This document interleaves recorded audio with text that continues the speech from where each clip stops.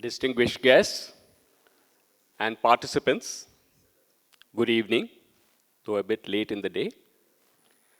There is a new aspect to this year's Biennial International Conference on Ports, Logistics and Shipping. For the first time, Bombay Chamber has collaborated with industry and academia to jointly host a business case study competition for students. This initiative is to encourage educational institutions and business enterprises in India to work together and to bring innovative angles to solve business problems. In Bombay Chamber's recent report titled The Road to Viksit Bharat at 2047, education and skilling were identified as top building blocks towards the roadmap to transform India. The Chamber would like to play its part to assist students to make the transition from classrooms to workplace both meaningful and impactful. As a first proactive step, the advisory board of the conference selected Indian Institute of Management, IIM, Mumbai, as its academic partner.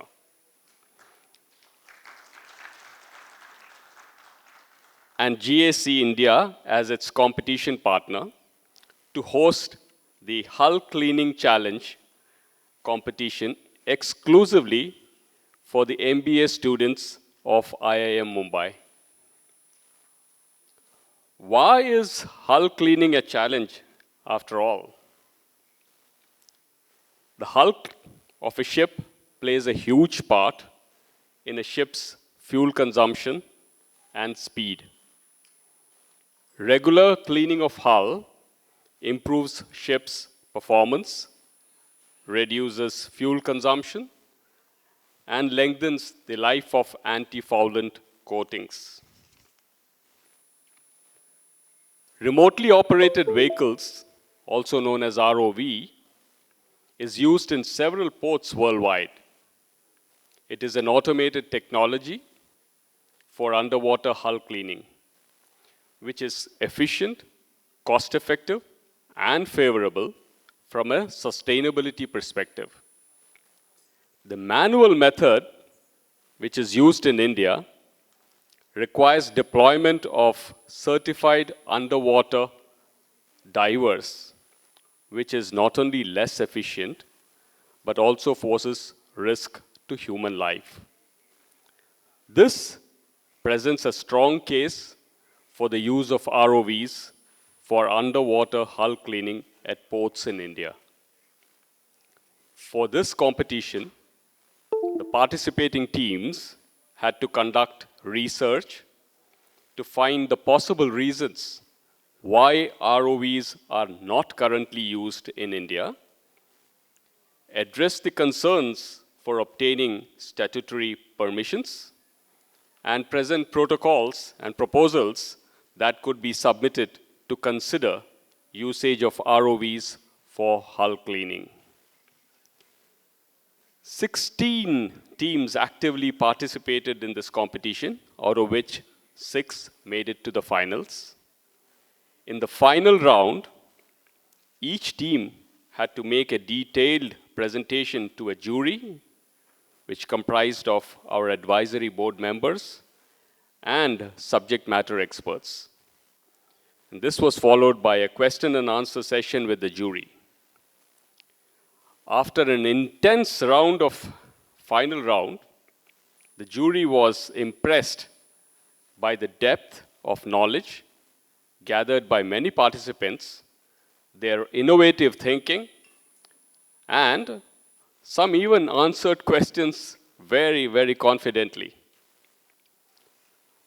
Our heartiest congratulations go out to all participating students, IIM Mumbai, GAC India, and the Bombay Chamber for a great collective effort.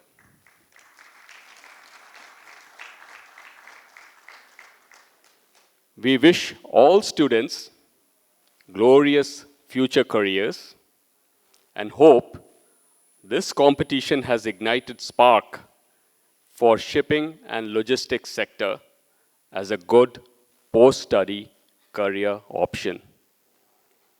The solutions emerging from widespread collaboration between industry and academia will contribute to India's growth towards Viksit Bharat 2047. Now, this being the context, I invite on stage Tina to conduct the announcement of winners. Thank you.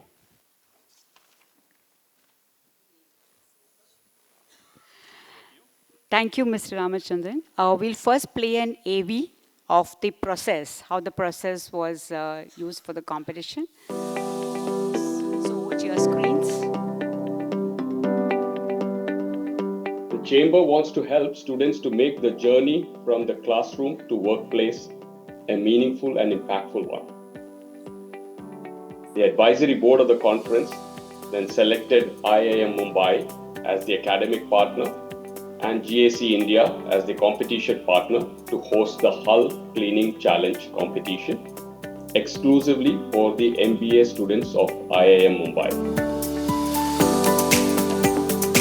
Rising fuel costs, strict environmental regulations, and operational delays demand smarter solutions in today's world.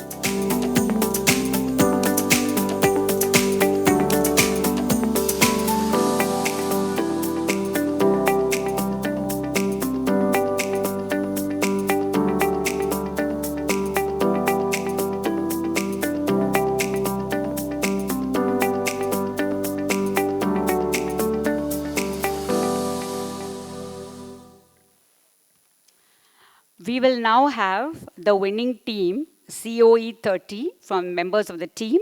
Congratulations, and they'll make a small presentation on their project. So we have Ms. Swati, Ms. Manisha Soni B, Gandhar Kale, and Mr. Himanshu Saxena.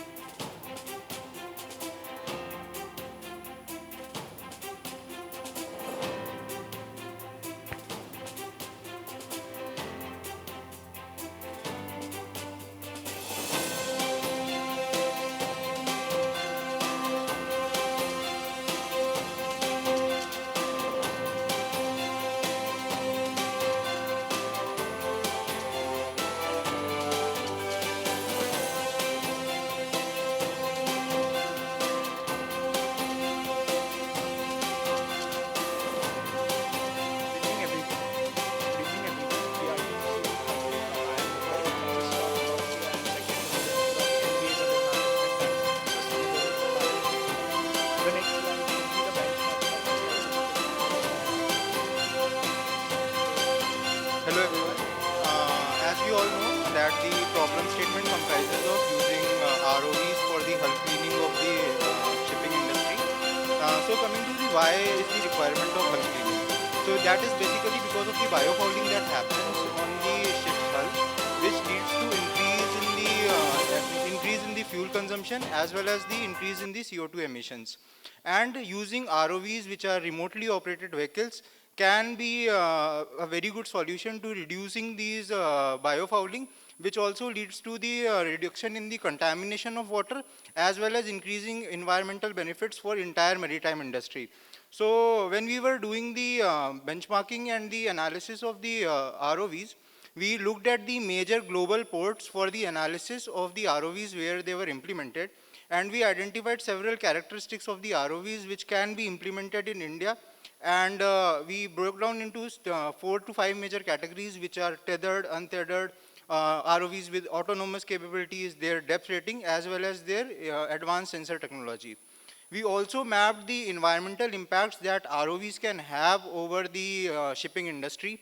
So these can be majorly the reduction in the GHG emissions, overall fuel saving for the ship operators and the ship owners, reduction in the turnaround time, and protection of the biodiversity on the marine life, which is a very crucial element that needs to be taken into consideration. We mapped these environmental impacts into the SDGs, which can be which can help India in overall agreement with the overall Paris Agreement. And finally, we did the opportunity cost analysis to understand the hidden cost of the traditional methods, which are basically the dry docking or chemical cleaning, and understand how ROE implementation can be beneficial for both the ports as well as the shipping sector. We did the cost benefit analysis to understand the and make a business case out of the implementation of ROVs, so that we can overall justify the cost of implementation of these ROVs on Indian ports. Next, moving forward, Swati will be taking over the benchmarking slides. Good evening, everyone. So while doing the benchmarking study, we found out that there are some major global leaders like Port of Rotterdam, Singapore Port, Port of Los Angeles, and Port of Shanghai, which have reduced a significant amount of fuel savings and biofouling, and fuel savings was significant. So, for example, in this pie chart, we can see the comparative analysis of different ports. So here, Port of Los Angeles and Port of Shanghai is leading, and because of their advanced ROV deployment and other automation. And other ports are like Chennai Port and Jebel Ali. They are lagging behind maybe due to limited ROV deployment. Next, in this bar graph, we can see the reduction of turnaround time due to deployment of ROV. So Port of Shanghai is leading here because of, we can see that although it is an early adoption, still it is like leading from other ports. Now, we see the global leaders are collaborating with the other companies which make ROVs, like Hull Viper, Seatronics, Blue Robotics, Neptune. So there is some potential for Indian ports as well to collaborate with these companies and deploy the ROV. So now we see the gaps in Indian ports. So we have identified three major challenges Indian ports face: regulatory shortcomings. So there is an inconsistency in policies of biofouling management. There is insufficient enforcement and lack of standardized biofouling management. Next is efficiency challenges.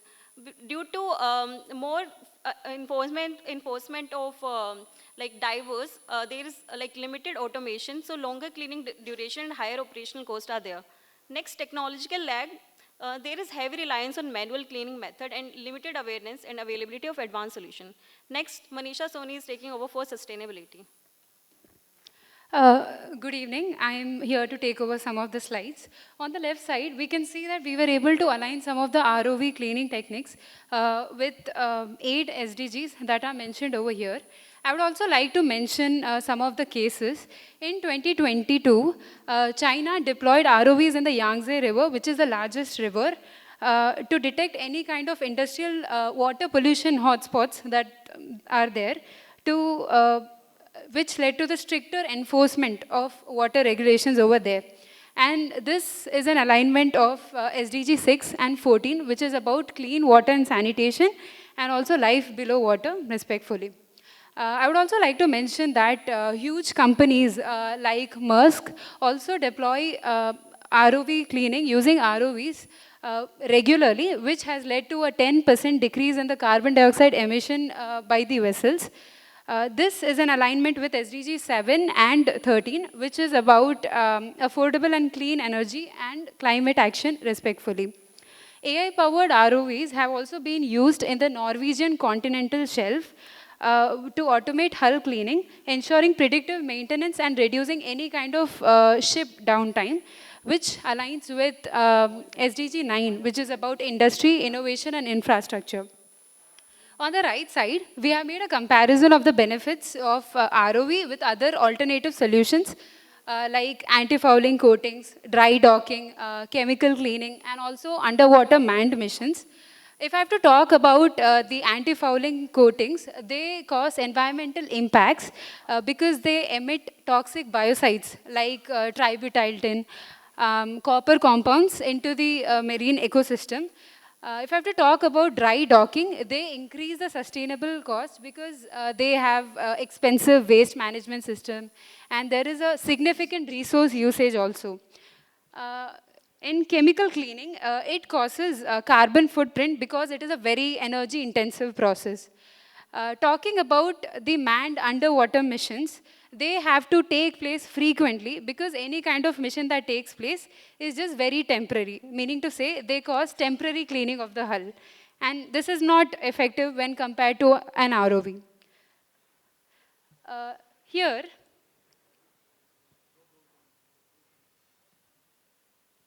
okay, there's some kind of an issue here. On the left side, we have mentioned the benefits of ROV and we have put them under four buckets.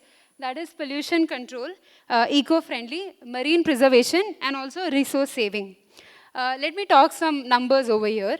If we take an ROV, if we take a manned underwater mission, it takes about $50,000 for the hull cleaning. If you use an ROV, it can save up to $50,000 per vessel. Secondly, fouled hull increases fuel consumption by 30%, which is to say that would cost you some $6,000 to $8,000 extra. One good thing is also that ROVs can recover about 500 kgs of marine debris, which can save marine ecosystems. Under the benefits, we have also suggested little ways through which the cleaning can be made more sustainable. And like some points to mention, we can use renewable energy sources like solar and wind energy for its operations. And we can also use sealed electronic systems underwater to avoid any kind of spillage or leakage underwater. Thirdly, we can also develop lightweight ROV structures so that the marine ecosystems do not get disturbed. Over to Himanshu now.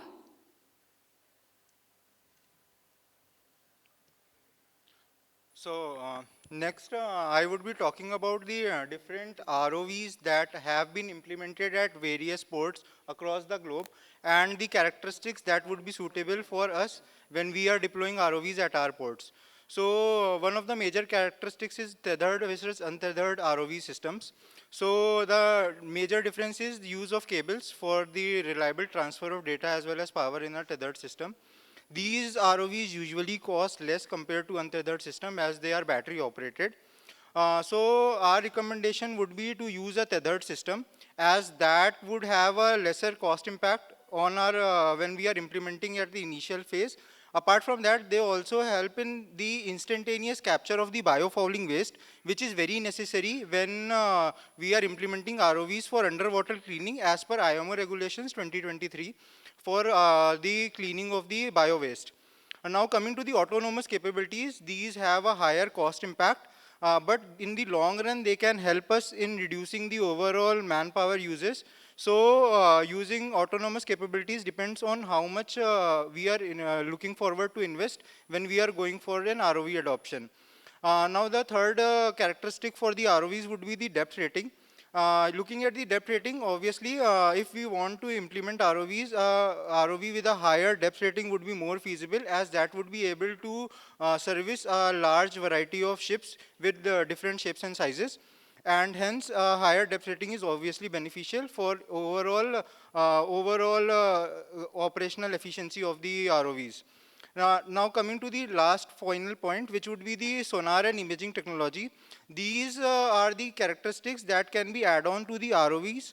They actually help in overall understanding of the overall analysis of how the hulls are and help in the maintenance of the hulls as well.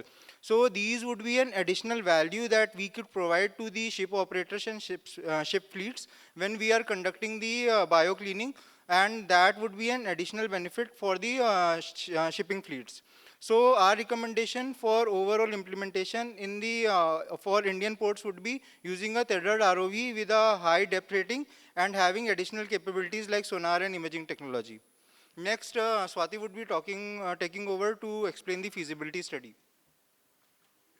So this section highlights how feasible it would be for Indian ports to deploy ROV. So there are like 5 countries which have has successful implementation of ROV and has seen great outcomes. For example, in Norway, they use carbon incentives for sustainable shipping, and it has led to zero invasive species and increase the efficiency and reduce logistic cost. In Japan, AI ROV integration leads to 50% faster cleaning than other kind of cleaning, and it has also led to zero injuries. In China, it has deployed smart port enablement and 20% faster turnaround time. In Singapore, it has enabled mandatory ROV use plus IoT monitoring, which has led to 90% compliance and $120 million per year is saved due to this. In UAE, PPP ROV hubs, which are public-private partnerships, is used, which has led to 25% COT reduction and $8 million per year revenue is saved. Now we will see Indian port prioritization. We have classified into these three tiers. Tier 1 ports is for immediate action, which are like JNPT, which is India's famous ports, and Mundra, Chennai. So these are high traffic, deep drafts, which requires modern infrastructure. They are also aligned with Sagamala's 600 million green fund. Now, next tier 2 ports are mid-term action ports, which are Vizag, Kolkata, Tuticorin. They are moderate traffic shadow drafts and low connectivity, and they need dredging and technology upgrades for scaling up. Next tier 3 ports are long-term action ports, which are identified into Cochin, Paradip, Mormugao. They are low traffic, high capex needs, and are aging infrastructure port. So they require subsidies from government and PPP models for success. Now, in this matrix, we have identified these ports into four segments, which are quick wins, which require 12 to 24 months for deployment. So we can identify in JNPT, Mundra, Chennai, and Virinjam as well for a quick win port. So they have already good compliance, and they can be like faster deployed for ROV. Next, urgent action requires 3 to 12 months for deployment, and they are low risk. And next is long-term focus. They have low regulatory complexity and low operational readiness as well, but require 24 to 36 months. They can be Cochin, Paradip, Mormugao. Next, high-risk ports are 36 plus months, which are like port can be Kolkata. Now, next KPIs which have identified environmental impact and operational efficiency. They are different kinds of KPIs we have identified. On the basis of, we can see how feasible it would be for Indian ports to deploy ROV. Next, Gandhar will be taking for cost-benefit analysis. I take over the opportunity cost in a quick while.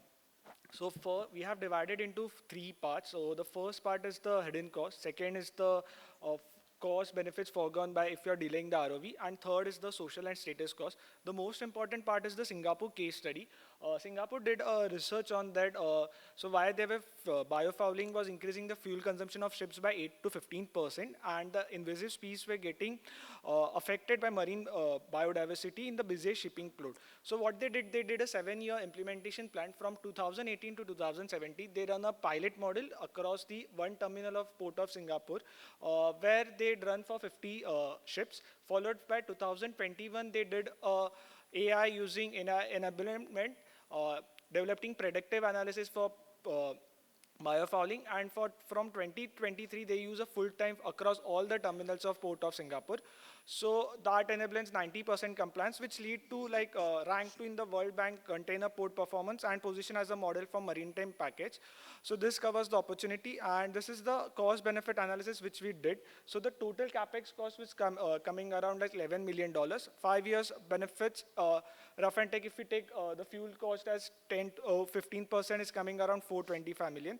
And ROV we have taken as like from 24 to 36 months, like as it will not be like from the start, it will not be give success. So from year 1, year 2, so this we have done. The ROV which we have taken here is the GAC, which costs around 1.5 million. Towards the left is the comparison with the traditional methods.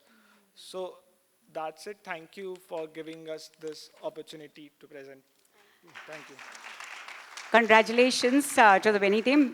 I request you to stay on the desk as I invite Ms. Pinky Mehta and Shri Rajiv Jalota IAS to present their trophies and their certificates. So let's have a huge round of applause for the winning team, COE3.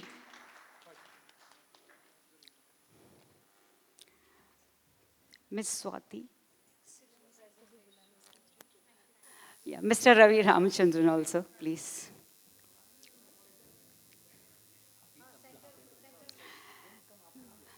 Ms. Swati, Ms. Manisha Soni, Gandhar Kale and Himanshu Saxena.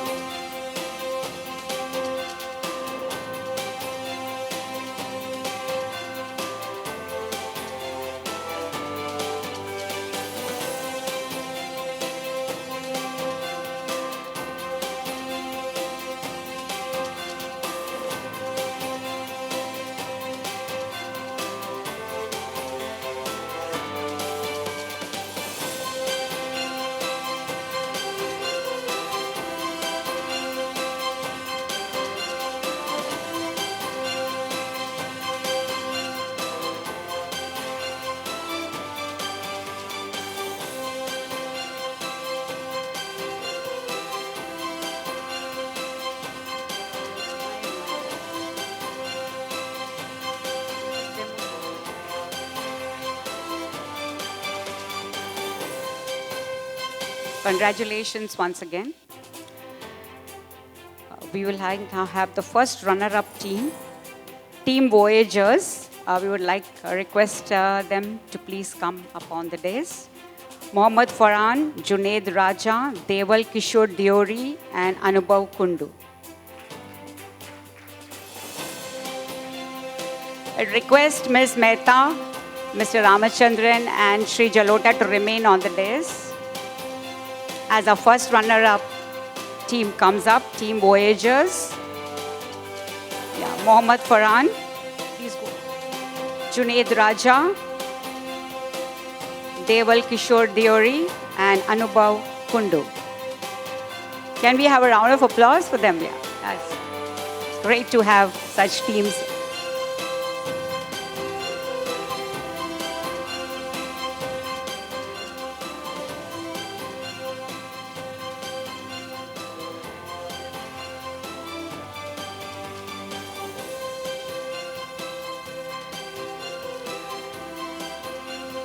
May I request Mr. Pandurang to join our guests on the stage for the next second runner-up award.